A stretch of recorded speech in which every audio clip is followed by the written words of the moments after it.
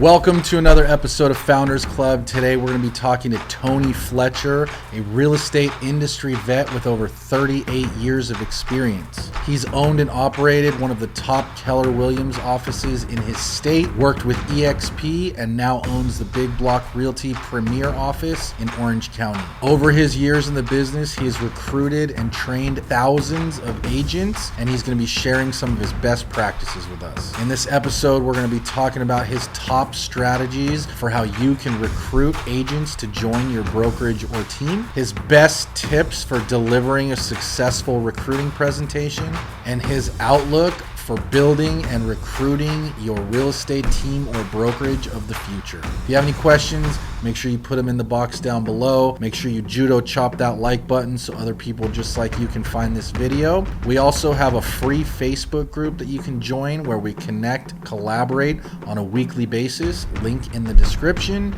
And as always, if you like money and you like real estate, this is the show for you. We'll see you on the inside. Welcome to Founders Club, the show for real estate entrepreneurs. All right, well, very excited to be sitting here with Tony Fletcher, a longtime real estate veteran.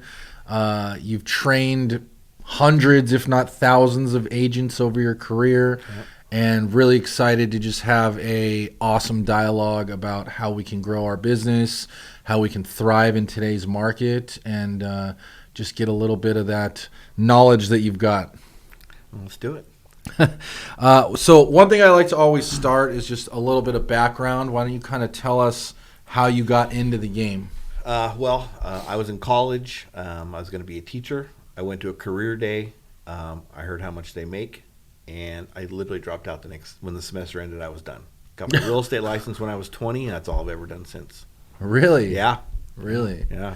Total side note, it is actually a shame because I think I think we would have a lot better teachers if the comp packages were a lot better. I totally agree. Yeah, because when that happened, I was so shocked. I went home, and my best friend, his dad was a teacher for a very long time. I called him and I said, "Hey, is this real?" He said, "Well, that's pretty good." So, I mean, yeah. It's too bad, but it is what it is, and I'm glad I made the move. And I'm, again, I found something I love and super passionate about, and that's all I've ever done. Yeah. So you're 20, you're in college, you get your real estate license. Then what happens? Then I go into residential real estate, and I moved. It's funny because they always say, use your SOI. So I got my real estate license where I was born and raised. Immediately moved to a town 3 hours away.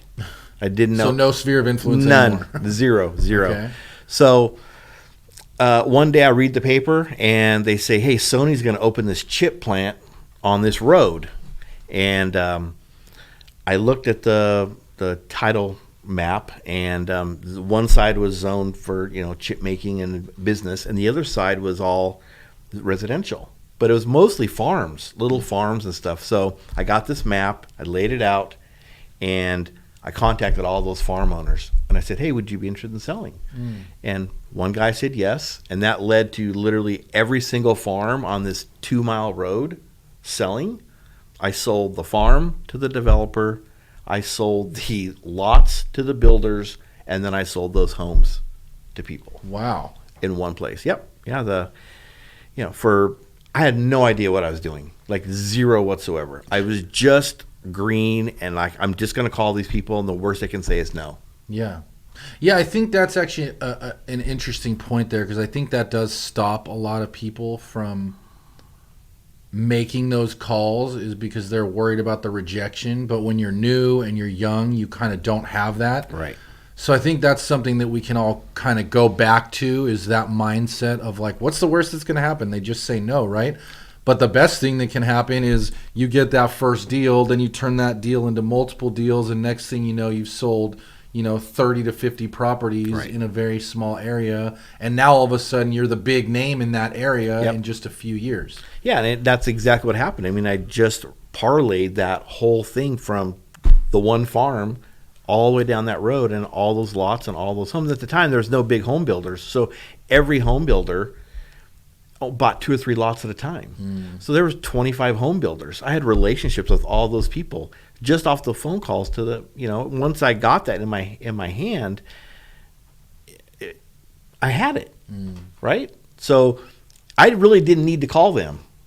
They were going to eventually call me. But again, I didn't know any better. So I'm just going to call these guys up and see. I know they're building over here, so let's see if they want to buy some lots over here. And they all did. And it was super successful. And once I kind of got there, I always wanted to. I was born and raised in Eugene, Oregon. It rains a lot, it's cold, whatever. So I always wanted to be in California. So I moved to Northern California, where I met my wife. And then we came to Southern California, been here for 31 years. And each time, did you reestablish your real estate business? Yeah, because I knew I could, right? Because I started out with no SOI. So every time I went someplace, I just started the same way. It was typically, back in the day, it was like floor time where you would answer the phones, right? So I did that and open houses. And even today, if you're an agent right now and you're not doing open houses, it's dumb. Why? Like, you can do a month or two of prospecting on a Saturday in open house right now. To not do that, if you do that for 6 months, you will never have to do another open house the rest of your career if you don't want to. All right, let's break that down a little bit, because I think there's a lot of mixed messaging around open houses. Sure. Some people are bullish on it. Some people are bearish on it.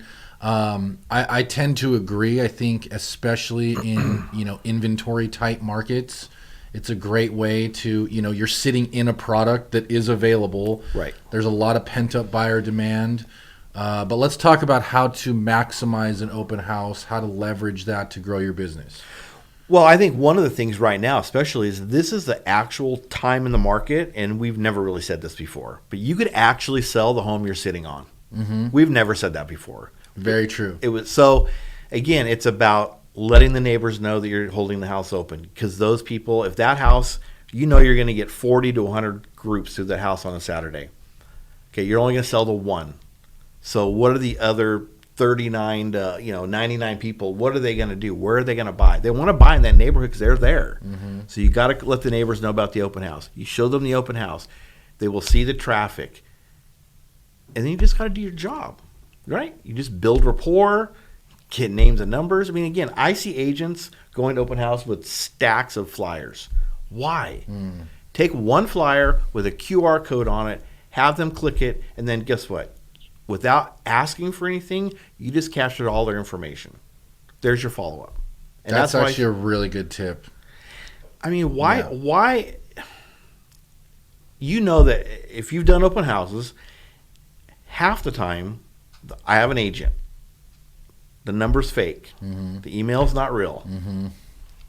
Let's get rid of those people. Yeah. But anchoring that to the, I'll send you the flyer. I have my one flyer here. Right. It has a QR code on it. We're paperless. Yeah. So go ahead and just scan it, enter in your email. It'll instantly send it to you. And now you've got their email address. You know it's real, and they've opted in. Right. And you're building so you're actually prospecting in an open house, which if you've gone to open houses, you will, as an agent, I go all the time. I walk in. I can go in a lot of open houses, and no one even says hello to me. I can walk in, walk around the house, walk back out the door. Nobody even asks me, am I interested? Do I want to make an offer? What am I looking for? These are easy questions to ask. You just have to ask them. Like, if you're going to do an open house, like, first of all, if you're going to go to an open house and just let people walk through, just don't do open houses. Yeah, you might as well not be there. Correct. So if you are there, look, I learned something when I first got in the business. My manager told me, he goes, look, if you're not able to build rapport, at least ask every single person, hey, did you want to make an offer on this property? If that's the only thing you get to say to them, ask that. Right. Because it spurs a lot of conversations. So people say, no, well, what are you looking for? Get their information. Hey, you know what? Give me your number. When I'm done with the open house, I'll send you a list of everything in the area that meets your parameters. Yeah. Whatever that is. So, I mean, I think there's just a lot of ways that agents can do things. I think agents make it hard on themselves. I've always thought I do also like the idea of going and knocking the neighborhood in advance, because if you do get someone that's even remotely interested or even remotely thinking about it, now that conversation with the person at the house is, oh, you don't like this one? Well, I just got a hot tip. It's not on the market yet, Right. but I might have one, down the street or in the neighborhood or this or that. Now all of a sudden you've got an off-market property, which makes you look good to that person. Yep. Yeah, and it's really, in effect, it's your golden letter without sending any letters, right? And you're just, and I, like in a neighborhood like that, when you're in an open house, when you're knocking doors, who you're really looking for is like the mayor of that neighborhood. Who is the person that knows everything about everybody's business? Find that person, make friends with them. They will come to the open house. They will tell everybody about you in the open house. And I think that's when you're searching the neighborhoods, those are people that you want to find too. Always find the mayor. I like that. That's a good tip. The mayor of the neighborhood. Yep. They know everything about everybody. Right. I haven't heard that before, but it makes total sense because every neighborhood has those people. They do. Every street has those people. Oh, the Johnsons just got divorced. These guys are doing this. Yep. This person's that. Yep. Yeah. So that's good. Okay. So you're in real estate. You did all those deals. Then you moved to Southern California. Yep. You didn't know anybody. You reestablish yourself. Then what happens? Same thing. So as I kind of grew my business, I got into management positions. I think really initially it was more through just my experience and being able to answer questions for people. But I really enjoyed the recruiting part of it. So that became kind of my calling card was I was a good recruiter. And I kind of worked my way up and had my own brokerage. Then I went to a small or bigger than I was, kind of independent. Then ended up at KW, and when we were there, we were number one in the region, which is all of Southern California, for like 3 years in a row. And Wow.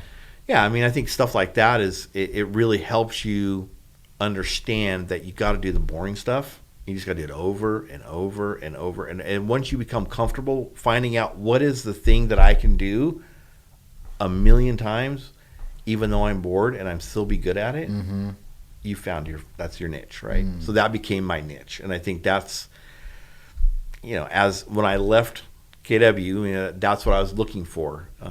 And parked my license at EXP for a couple of years. And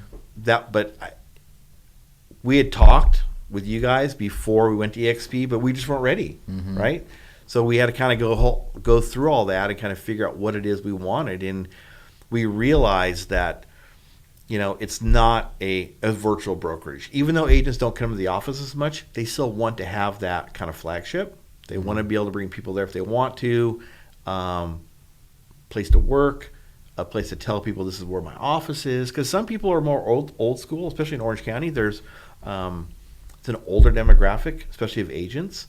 So both agents and sellers are on the older side, and they want to know that you have a place. Yeah. We just found that to be true 99% of the time. So whether agents come to the office or not, doesn't matter. They can. Yeah, And it's there. It is. And, for us, it's always been about what the brokerage of the future looks like. Because I think that, as I, was recruiting teams and things like that, that teams have really started to look like brokerages. And I've always thought that the brokerage should also kind of look like a team. Meaning teams have big holes in them. And those holes are admin, operations, process, and systems, right? People that are really good at selling real estate, they go, you know what, I'm really good at this. I'm going to build a team. So they go out and they hire 10 buyer's agents. Then they realize, oh, crap. I now have to manage these 10 people. Right. I'm I'm no longer selling any houses, so my business goes down. And they never really get out of that revolving door. So if they're not good managers, their people leave. Then now they're recruiting, and they don't recruit either. I sell real estate. Great. So I think the brokerage needs to reflect that for teams. I think we need to help them handle operations and help them handle admin. That will make them more profitable so that they can eventually either sell or merge that team and not do this till they're 100, like a lot of agents do. A lot of agents, what's your exit strategy? They have zero. Death. Death is my exit strategy. That's how it is for a lot of them. And a lot of people, the minute they stop selling, there's no income. Right.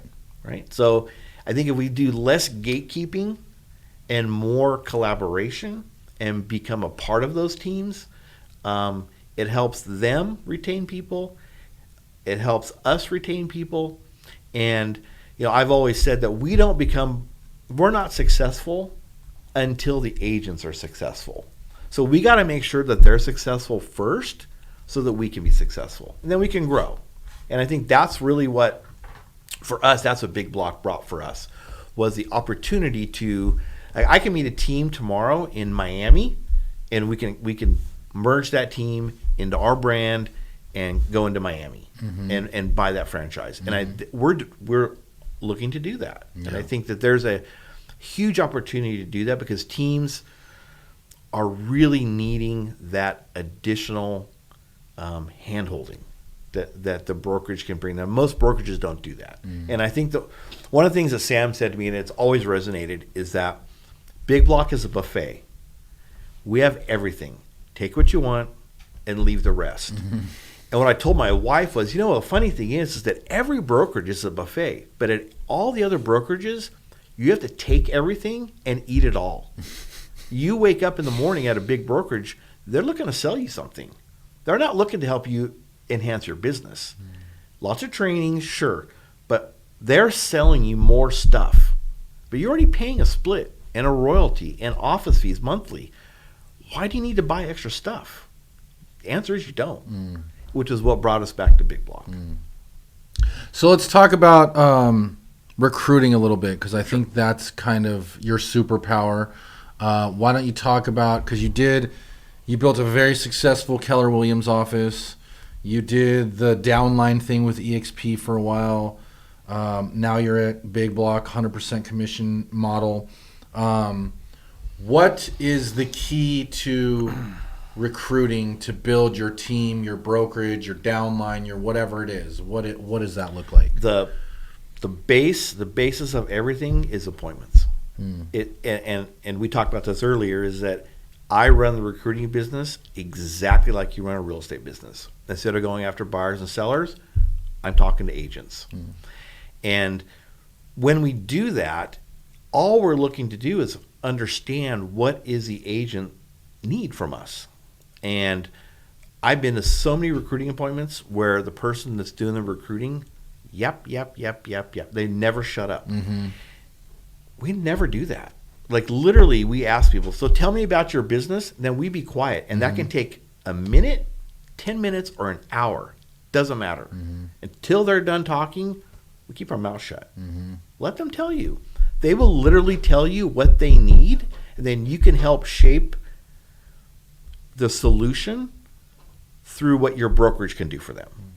And I think that there's just too much telling versus just letting them tell you what they need, and then giving them and then the other thing is that actually giving them what they need. Delivering on it, I think, is the delivering. Key, right? Yeah, and again, I also think that brokerages have to say to themselves, I can't deliver this. This is not going to be a good fit, and move on. And that's okay, right? Not everybody's a good fit. So as long as you realize that,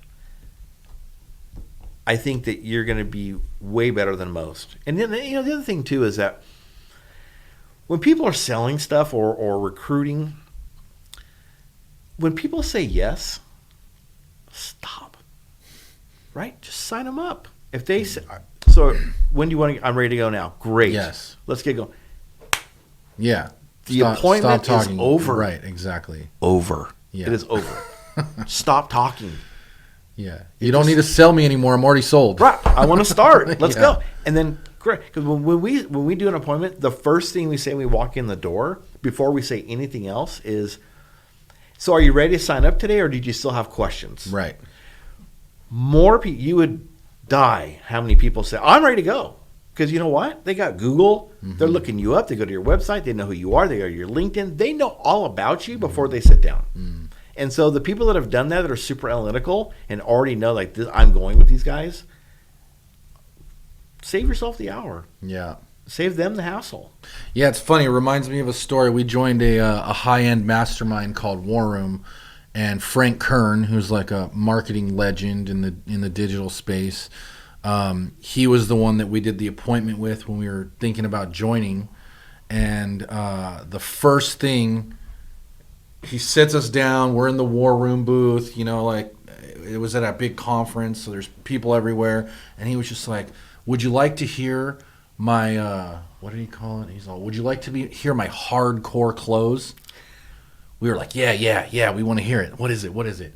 He's like, would you like to join War Room? We're like, yeah, we would.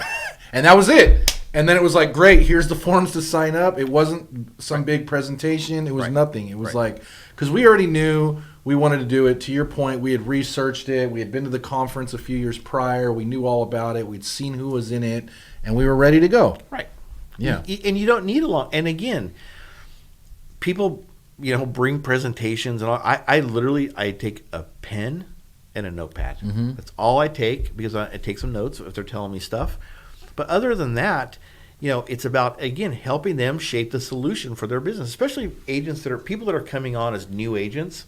Like, they had a prior life. So our job is to figure out that prior life, like whatever they did, how do we equate that into real estate? Because they're comfortable doing that thing. Mm-hmm. How do we make that kind of real estate? Mm-hmm. And that's what I like to do, is like, hey, I was a top salesperson in Nordstrom. Great, tell me about how you prospected. Great, so here's how we would do that in real estate. And then we lay it out for them. And we give them a plan, if they want a plan. Not everybody wants a plan. Right? So to shoehorn everybody, and this is some business plan, everybody's got to go. Look, to me, having 300 people at a business planning clinic is ridiculous. Because they all have the same plan. Right? We all want to make lots of money. And you're all doing the same plan. Just like you gotta do 3 hours of lead gen every day. But people schedule that on their calendar, then they don't do it, and it ruins their whole day. Mm-hmm. Like, if you don't want to do lead gen at 9 a.m., then don't. Mm. Like, I don't. I do it at, I like 3 in the afternoon. Like, I like to make calls in the afternoon. That's when I'm like at my peak, right? Mm-hmm. Let people run their business how they want to. Our job is to support them and make sure that they get the things that they need in their business from us. Right. Period. Yep. Yeah, totally agree. So let's talk. I like this topic. Let's talk a little bit more about recruiting and to either your brokerage or building a team or any of those types of things.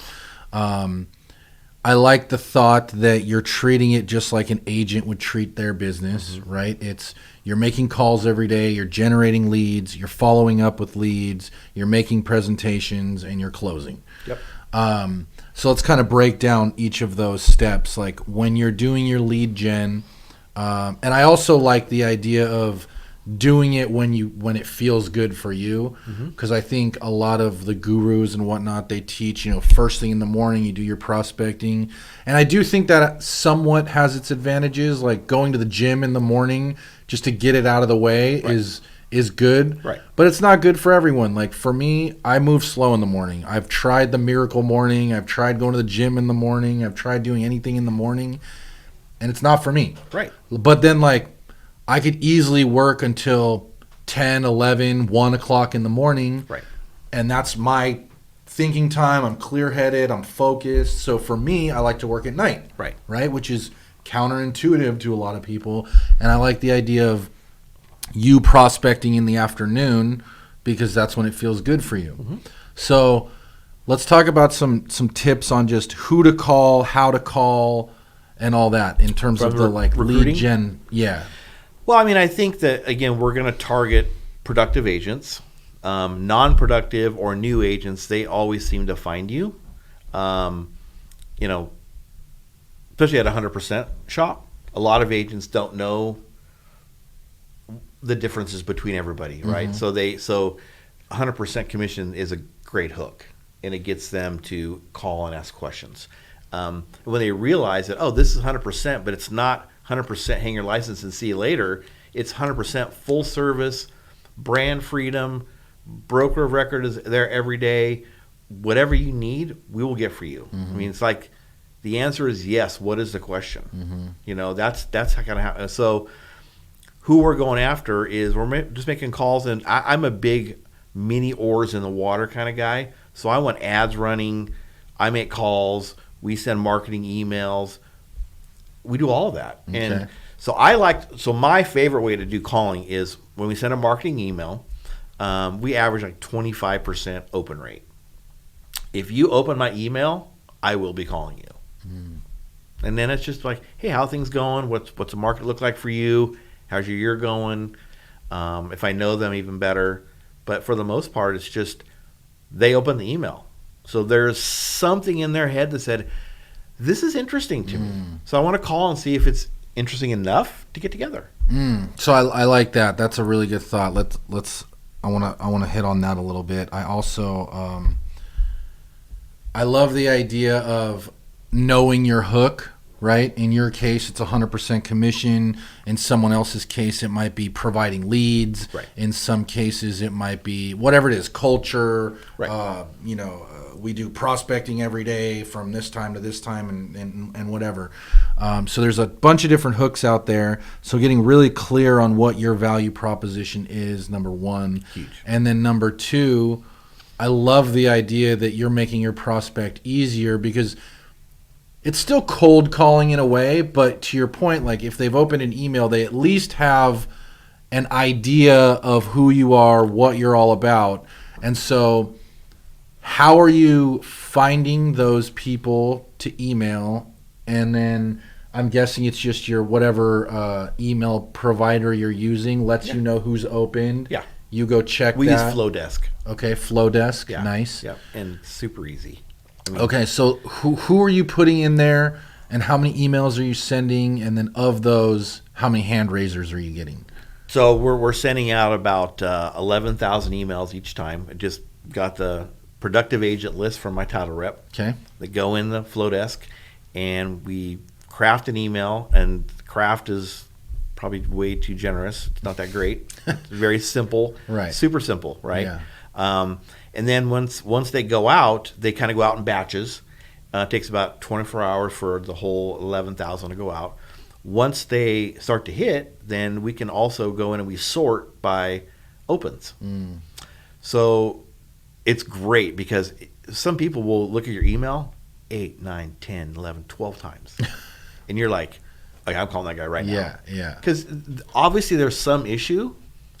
And if you have enough experience in the business, you know what the pain points are, right? And you know what things other brokerages do that make agents angry. So someone who clicks my email 8 times, it's almost a lay down, right? They are looking for a solution to their problem. Yeah. So you just have to be adept enough to listen and find out what that is, and then go get them. Because you will solve their problem. Their problem is completely solvable. The amount of agents that leave our business is again, I think it's completely preventable because agents are just kind of, a lot of times they're just put out there on an island and they're just, see you later. Yep. If you make it, you make it. If you don't, you don't. And that's not what this is about. We're trying to help people build businesses, be at a place that they keep almost all of their money and be proud of who they work for. That's, at the end of the day, that's what it's about, is making sure these people are successful. Because if we do, we will be successful. And it's only in that order that this happens. Yeah. Yeah. Couldn't agree more. Okay, so you're getting the list of productive agents in your market from your title rep. You're putting them into Flowdesk. You're reaching out. The ones that click and the ones that open are the low-hanging fruit that you're going to target first. Right. When you call them, what are you saying? Do you have a standard script that you use, or are you No. just freestyling? Freestyle. Okay. Hi, this is Tony. I clicked on my email. I want to know if you wanted to get together and talk about big block. That's it. I'm a high D.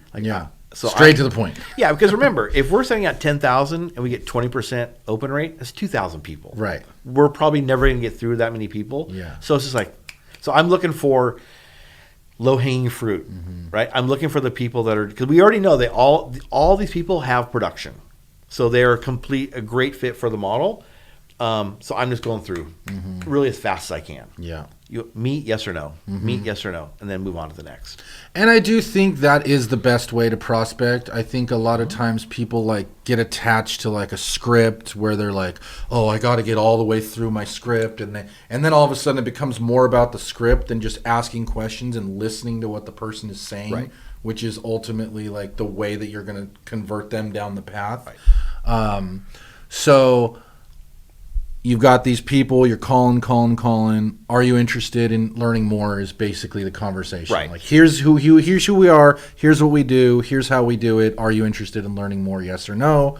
They say yes, then what happens? Then we get together with them, and either sometimes those calls turn into the quote interview.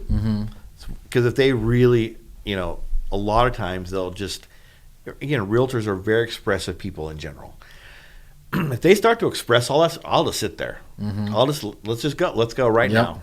So I'm making calls anyway. I'm just going to make less today because this person I'm going to spend 35, 40 minutes with this person. They tell me all their stuff. I give them a prescription.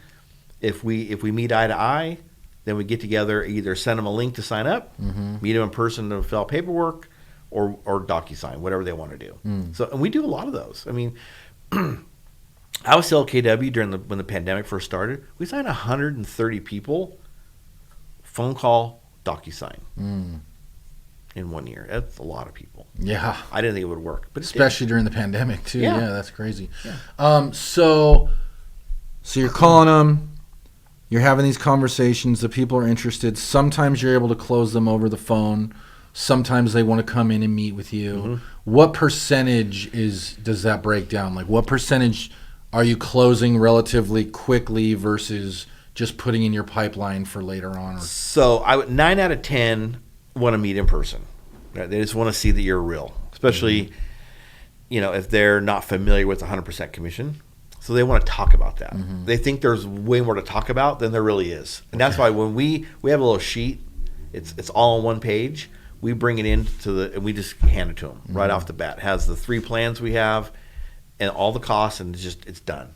But once we do that, if we get them in, it's 50%. We're closing at least half those people. That's really good. It's what we're shooting for. Yeah, right? It's really we'll be super successful. Just like in baseball, if we get 1 out of 4, and we're doing, 40 appointments a month, we have 10 people each, 2 of us. That's 20 people a month. It won't take very long. Right. Yeah. I mean, the same thing with teams. Teams' number 1 revenue driver is agent count. So, great, teams, come to us. Let us recruit for you. Yep. We love that because that's super warm for us. Right. Having something to talk about, that's the whole thing. Is there something that is interesting for me to talk about to these people that I'm calling? Yeah. So having something to actually talk about is great. That's why I love to recruit for teams, because that's super specific, and I can find the right fit for those people. And I think it just makes it easier for the team and for us. That's a great point. If you're recruiting for your brokerage and you have a team that's looking for more people, that's a win-win-win for everybody involved, because the teams, to your point, they want to grow by adding more people to their team. Right. You as the broker owner want to grow by adding more people to the brokerage, which in turn, by adding them to the team, adds to your brokerage. And then the agent wins because maybe they're newer, maybe they need training, maybe they need leads, maybe they need whatever the team offers. So now they're winning. So now everybody's winning, and you're just kind of matchmaking in that scenario. Right. And the other thing, too, is that for a lot of teams, because of our model, agents get on a team, they sell a house, commission's $20,000. When it's all set, they get 6. They're like, what happened here? Yeah. And they leave. Right. They leave teams. And our model, it's $3,000. $3,000. You not only will the team members make a lot of money and stay, which reduces that revolving door, the team owners make more money. They're not giving up. There's no royalties being paid. There's no, there's no 30,000 cap or whatever. That's $3,000 a year, not per transaction. Correct. Yeah. Yeah, and not only that, but a lot of brokerage charge 6% on every transaction forever. Some charge 8% forever. It's a lot of money, and it's what causes teams to lose agents. It's the brokerage. It's not the team per se. But they don't make enough money. There's not value, especially in our market. It's high price market here, so every commission is large. And when you sell a house and the commission's $30,000, and you end up with like 8 or 9 or whatever it is, you're like, I don't know if there's $20,000 in value that I'm receiving from the team. Interesting. Back to providing value. Sure. Yeah. Yeah. Whatever your value is or whatever your split is, it's got to be in line, right? Yes. Like if you are charging a high split, you need to make sure that it's worth it, right? I'm giving you leads. I have all the systems. I have ISAs that make phone calls. I have the marketing behind it. I have the budgets for this and that. I'm providing listing collateral and all these different things. Well, then, okay, that makes sense. Right. Or whatever it is, if it's lower, then just find that sweet spot of value to expectations. Yeah, and I think that's also what happens is there's not an expectation. Nobody's telling these agents up front, oh, hey, by the way, when you're commission, you're probably going to net about this much per deal. Right. If they knew, more agents knew that up front, I think there would be less churn on teams that way. But it's not, and it is what it is. But again, if you can have your brokerage actively recruiting for you, I think that takes a whole load off of you. And then we will do your whole onboarding process. Because if your team is different than your team, different than your team and your team, we know that. So we know what you're looking for and what they're looking for. So we can bring somebody on, great fit for you. Here's the other thing. Let's say I bring somebody on and you go, Tony, no, it's not going to work for me. Great. I can then take this person to 3 other teams and say, hey, where do you want to go? Because I think a lot of people that are joining teams are kind of like vacuum cleaners. What they do is they come in and they pull in all the people that are kind of failing, right? Doing 1 or 2 transactions a year, barely making it. And they give them hope. And they give them some sense of camaraderie and some tools that they probably don't use. But the thing is those people still leave because when they finally get that sale, they don't make any money. Right. And I think for the brokerage, like we want to be a brokerage where we're a brokerage, but we also have leads. We also have ISAs calling those leads. We're not just handing out cold stuff. We're handing out nurtured leads because again, the brokerage wins. We're going to get a referral fee on that lead. Yep. So that helps us. So we can do a lot of other stuff. And again, I think teams should look more like brokerages. I think brokerages should look more like their teams. And that is, to me, that is the brokerage / team of the future. And the flexibility we have with Big Block to do that is enormous. I think the brand freedom alone is just, I don't think that it's fair for you to go spend all of your money, do all your own marketing, go get a listing, the sign goes up, and it's not you. That's always bothered me. Yeah, right? same. It's just people are not hiring the brokerage. Right. They're hiring you. Yeah, exactly. And so I think that you should be the featured flavor and not the brokerage. And I see signs where like the person's name barely exists on that sign. And it's too bad because again, it's agents get sold that. And they believe that. It's just not the case. When you leave a brokerage, you will find out your database is attached to you. Yeah. Just like when you leave a brokerage, your recruits, they're attached to you. That's just how it is. And that's the way that you're supposed to build your business. Yeah. So they're attached to you. So I think that's a big thing. Love that. And then just to stay on the recruiting conversation, when you're meeting these people face to face, do you have any tips for that or converting on the in-person appointments? Yeah, I think a lot. For me, the biggest driver for me is just to shut my mouth, right? I just ask them simply, tell me about your business. And then, again, that can be a minute, 10 minutes, or an hour, doesn't matter. But that time you're giving them, that's how they get comfortable with you, is by you're a sympathetic ear to them and you're understanding. So when they tell you, you should have enough experience for them to tell you what their issues are. And you say, you know what, when they're done, here's how we would solve that here. Yeah. And then just boom, boom, boom, boom, boom, boom, boom. Yeah. And then execute on that, right? Don't give them a plan. that doesn't get executed on. I think that's just crappy. I just think that if you're going to give somebody a plan, help them execute it. Because the thing that drives people out of the business is lack of execution. And that's from the agent side and the brokerage side. We're both guilty of it. And we all do it. And it's unfortunate, but it happens. But again, if we allow that person to tell us all that ails them, then we can prescribe what the solution is. And I think as real estate people, both on the buy-sell side and on the leadership side, we are solution people. Yeah. We are here to provide solutions for buyers, sellers, and agents, depending on where you are in the brokerage. Yeah. And I think the more experience you have, the more solutions you have, the more learning-based you are, the more of that stuff, because I love meeting with teams and super high producers because they all do it differently. No team is the same, right? They're just not at all, no matter what the production level is. Even a tiny team can do some really cool things, and as a recruiter, boom, I get to put that in my back pocket, and the next time I'm talking to a team that's got some issue, like, oh, you know what? Boom, that team right there, this is what this other team does. And to be able to give those solutions out, it's really cool to talk. Because I'm a total nerd about like the business part of it. I want to know about like the nitty gritty of your business. Like, how do you get it? Like, what do you do? I use my sister as a great example. She has no database, barely uses her computer, does huge volume every single year. I go, how do you get your business? Because I just talk to people. I go to my kids' sporting events. Yeah. I sell everybody their house. I go to the cafe. I sell everybody their house. Half the agents in her office that are not productive, they call her to sell their houses.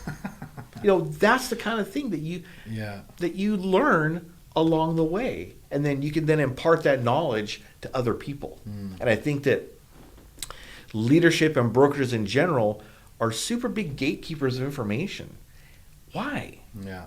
Like, I shouldn't have to pay for all this stuff. This is information that's widely known. If you need information about something and you don't know who to call one of us. Yeah. We will tell you. I'm not a gatekeeper. Right. I believe this information is free-flowing. I think it should be collaborative, and I think it's out there, right? And so if you call me and say, hey, what about this? And I don't know, I'm going to say, I don't know. But let's go find out together. And then I'll know for the future. And I think that's how you build a successful brokerage, team, or agent business, any of the three. Yeah. It still ends up being about recruiting and executing the plan. Yeah. Right? Yeah, I do. I like that a lot. I also like what you said about just keeping it simple up front. Like a lot of people when they're trying to recruit or even sell a house or list a house, it's very just blah, blah, blah, blah, blah. I'm verbally vomiting all over the other person in front of me, where I like your approach of just tell me about your business. One thing that I've always done, I call it the magic question. First thing I do when I sit down with an agent or a buyer or a seller is, hey, tell me what you're looking for in your next brokerage. Hey, tell me what you're looking for when you're selling this home. Right. Hey, tell me what you're looking for when buying this house. And then whatever they say, now I'm tailoring my pitch, my presentation to that. Because on the recruiting side, if they say, oh, I'm looking for a high split, then you stay in that lane. Or I'm looking for leads, or I'm looking to build a team, or I'm looking for whatever it is. I'm looking for great training, great support. Whatever it is, now they've told you what they're looking for. You can tell them how your company solves that problem. Right. Then you put together the quick plan like you talked about, and then you make sure you deliver on that plan. Right. And when you put the plan together, I think the thing that doesn't happen at a lot of big brokerages is the plan is super generic. Right. But I want to put together a plan with you. Like, what are we going to do that's specific to you? Like, I might say expired. You're like, oh, I don't want to do expireds. Okay, cool. Let's not do expireds. But you want open houses. So let's do the plan that is catered to you. And then we will hold you accountable to whatever level you tell us you want to be held accountable. Some people say, don't call me. Right? I'm joining your brokerage. I'm never coming. I'm never going to get involved. I know how to do business. If I ever need anything, I'll call you. Yeah. Don't call me. Yeah. Okay. Yeah. 100%. So let's not. That's their, yeah. So take that guy off of your call list every month to see how they're doing, because he doesn't want to hear from you. Yeah. Or this is another thing. If agents say I'm a texter, stop calling them. Yeah. I don't understand that Yeah. at all. Yeah. You know, if you like, I have agents that I'll call right from my mailing list. I'll call, they don't answer. Boom! A minute later, I get a text, and then boom! I'm now recruiting via text. I never call that person again unless they ask me to. Yeah. I will just have this long conversation via text. That's what they want to do. I might try to mix in a voice text to see if I can get away with that. Yeah. Because it makes it faster. Right. But other than that, however you want to communicate with me, that's what we're going to do. Email, cool.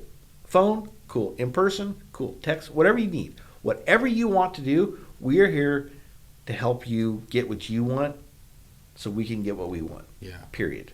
Yeah, I love the way you talk about that in terms of like finding whatever flavor they like, right? Like if some people are hardcore prospectors and they want to do the phone time and they want to do the, lead gen and calling expireds and all that. Some people are more marketers and they want to do the videos and the social media and all of that. And some people are the don't call me, I'll call you types. Right. And so it's important to identify all that stuff up front. And I like the way you kind of approach that. And then also, just to add to that, also finding out the flavor of their communication style. Yeah. Because to your point, like, I hate email. Like, don't email me. Right. I'd rather just pick up the phone and have a quick conversation and be done with it. Whereas some people are like, don't call me, I'll just email me and I'll review it when I have a chance and I'll get back to you. Right. So finding out those nuances with people makes a big difference in being able to deliver on the backside. It does. And I think it helps with your retention of people, because I think just, brokerages, I think, annoy agents. And I think agents, on their end, they put too much friction in a transaction. And that's what we're trying to solve for. Those are the things, right? I want to have a frictionless agent experience for the buyers and sellers. And I want the agents to have the brokerage that they want to have. And that's, again, it still resonates with me, that buffet thing. Take what you want, leave the rest. And that's exactly right. I mean, I think that, all agents want to do social media and video and all that stuff. We should become their media company. We need to look, take your videos, drop them off, we'll get them edited and captioned and send them back to you. Period. Doesn't matter. It doesn't matter what the charge is, because you know what? We're going to retain that agent. They're going to sell more properties. They're going to build a business that they want to build, and we're going to help them do that. Yeah. Love that. One thing you just mentioned there was the retention piece. And I think the recruiting piece is obviously very high on the importance scale, but so is the retention. Yeah. Right? So how do you look at retention and keeping agents and keeping clients and keeping everyone happy? And so to your point, it's the long game, right? Like, I want to be in business with you for many, many years. Right. I'm not looking for one and done type business. I think, again, every agent's a little bit different. And you got to find a communication style, and it's about touches, right? It's just like if you're prospecting for clients. You're prospecting your agents all the time and making sure that everybody's being touched and happy, and whatever that agent needs is met. And I laugh about it all the time, but those got-a-minute meetings that take away your whole day, sometimes you need to schedule those in. You need to go and just hang out at the office and just do it. And you've got to be available to those people, and I think they need to see you. They need to see that you're involved in the business.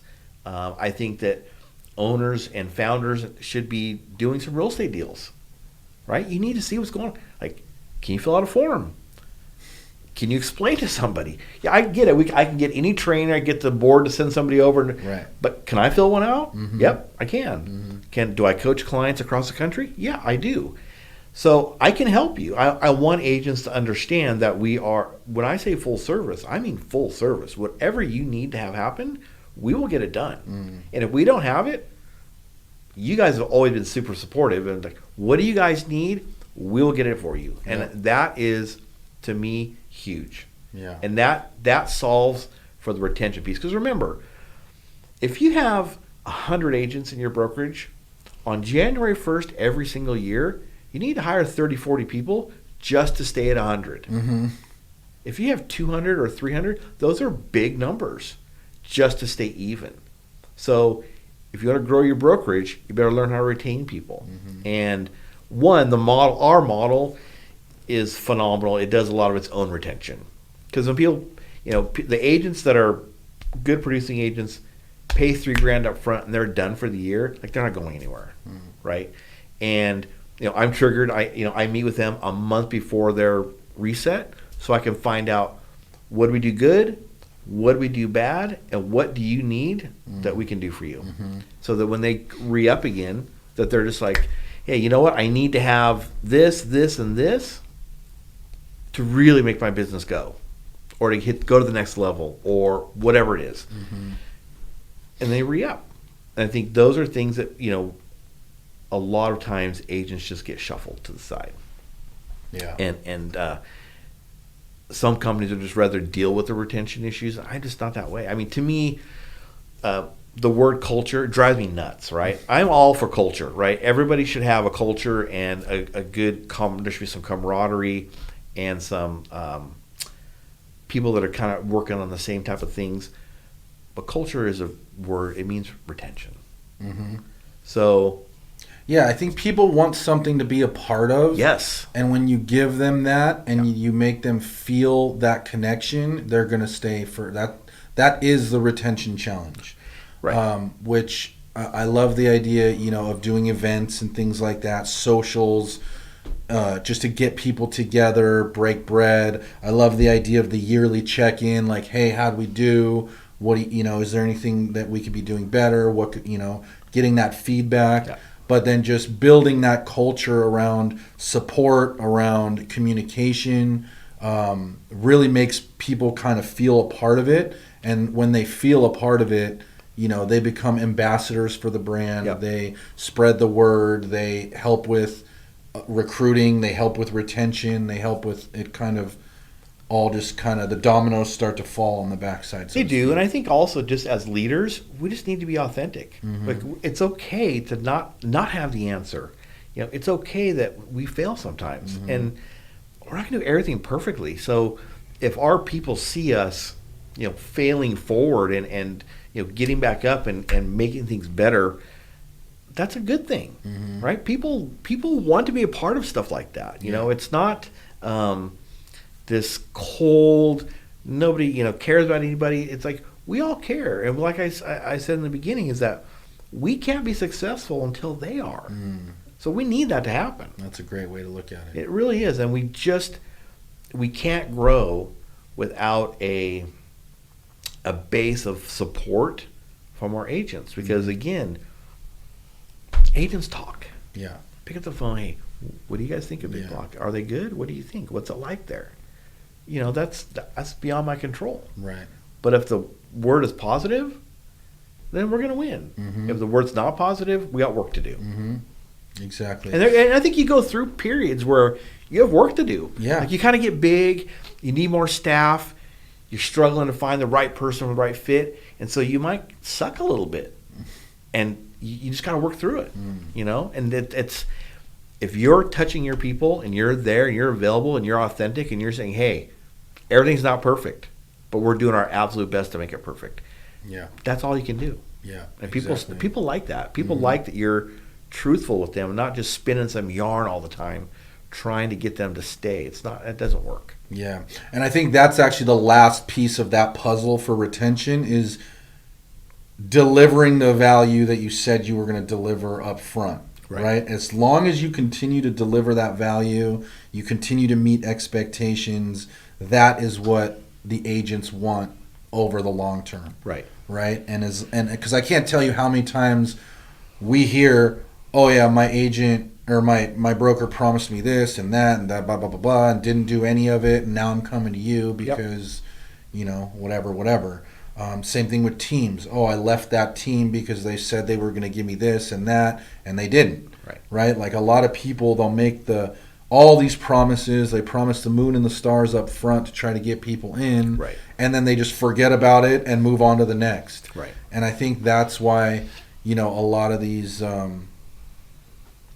companies have a lot of churn, and have a lot of, they bring them in the back and they just fall out the back. Yeah. But really delivering on that value and focusing on it all the time and continually making your offering better, delivering more value. What else can we add? How can we be better? Getting that feedback loop all the time is huge. Because when agents come in, sometimes they say, I want this. Right. And then over the course of the year, it changes. Mm-hmm. And they may not tell us. Mm-hmm. So we don't do that check-in or have that kind of meeting. We don't really know. And so you can lose agents just because you didn't check in. You have no idea that their priorities changed. Mm-hmm. Yeah, so exactly. This person comes in and they're a heavy prospector, and all of a sudden, middle of the year, they want to be social media stars. Mm-hmm. But if you don't know, how do you fix that? How do you support that? You don't have a way to support that. And so we want to check in with people, not just, and we do the yearly thing, but we check in all the time. We learned this from you guys, is that doing that weekly mashup, and I thought it was stupid. The question, you guys asked a question for the $25 gift card. Yeah. Dude, that gets more play. I mean, everybody responds. Yeah. Like, when you send out an email to your company, nobody responds. Mm-hmm. Right? Crickets. Right. $25 gift card for the fifth right answer to this dumb question. I mean, every person responds. Yeah. And I love telling them that you were number 3 or number 7. Just missed it. Yep. Just missed it. So just to break that down for the people that don't know, and shout out to Wes Ives, because this was his idea.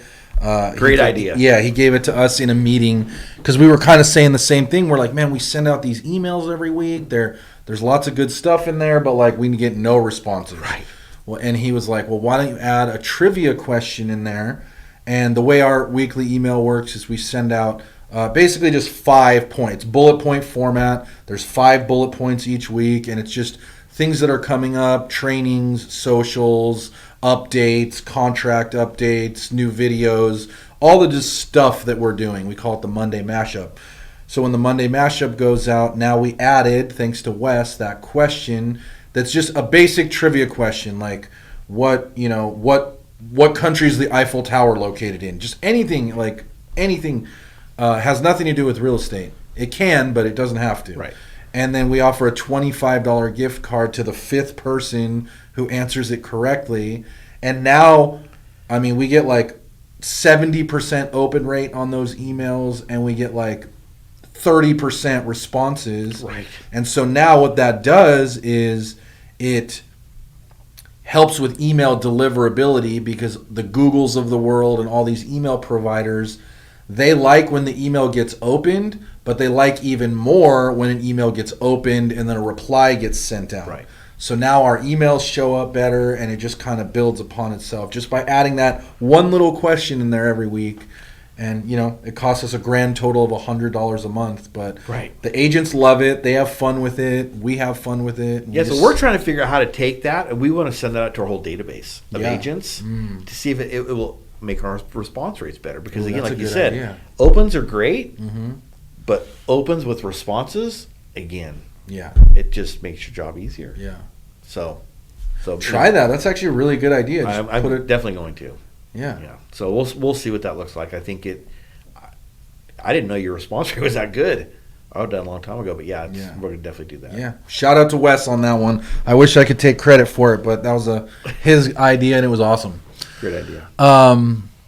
Cool. Just a couple questions I like to ask. Anything else on retention? No, just you got.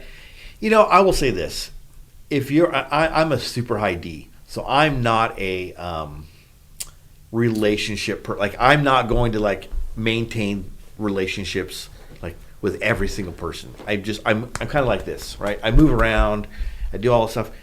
You got to have some people in your organization to love on your agents. 100%. You got to have those people. Yeah. I think your concierge or whoever that is, you've got to have somebody that is just like, this is what I do, Yep. and I love it. Yep, exactly. Because I like doing it, but I just move too quickly. Yeah. To like continuously like do that, right? Same thing. And then to your point, you bring on, and this could be for your real estate team, this could be for helping buyers and sellers, but there's those people out there that just love giving the love. Right. Right? Everything's love. Love, love, love. I love you. I love this. I love, love, love, love, love. And those are great people to bring on to be in that role because they love having conversations every day with people. They love hugging everybody when they walk in the door. And that just adds to that feeling of, the overall culture. It does. For lack of a better word. Take that real quick back to recruiting. Mm-hmm. Also, most agents are like that. So you have to know as a recruiter that when I'm picking up the phone and calling people, even though it seems adversarial, most of those people, their personality profile, they want you to call. They want anybody to call them and talk to them. And so that, kind of subconsciously, you can kind of make that a warmer call because you know that they really want you to call. That's their personality. Yeah. So love that. A lot of really good stuff on recruiting agents, retaining, all of that, which I think can be just as applicable for buying, selling, teams, whatever type of business you're trying to build within the business. Couple questions I like to wrap with. Okay. In 60 seconds or less, tell me what is the key to being a very successful recruiter for your business? Good listener. I mean, I don't even need 60 seconds. Mm. Tell me about your business. Listen, then give them the answer. Love that.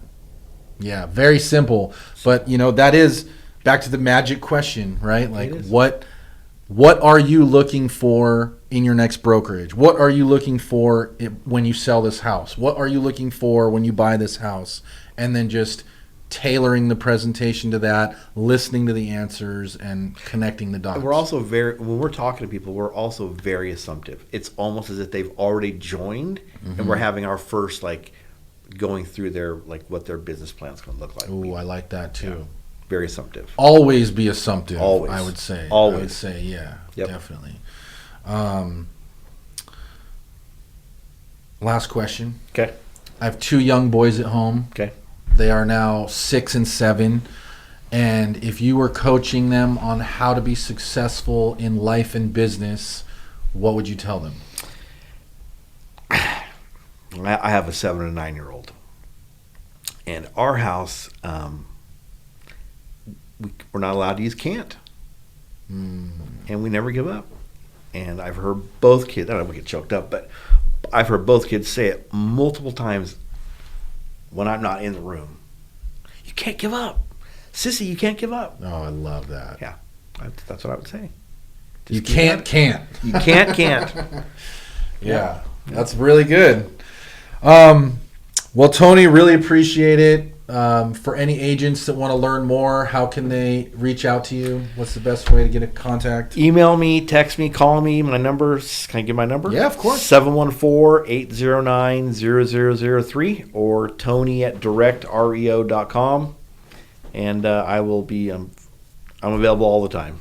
So I'm super responsive, and that's, again, we thrive on being responsive. And you're also on all the social medias. Social media, that. Yep. Just easy man to connect with. So again, appreciate your time, man. Thank you. It's been a really insightful interview. A lot of really great nuggets on recruiting, retention, kind of the brokerage team of the future concept, which I really like. So guys, if you have any questions, make sure you put them in the box down below or reach out to us. And as always, if you like money and you like real estate, this is the show for you. We'll see you on the next one.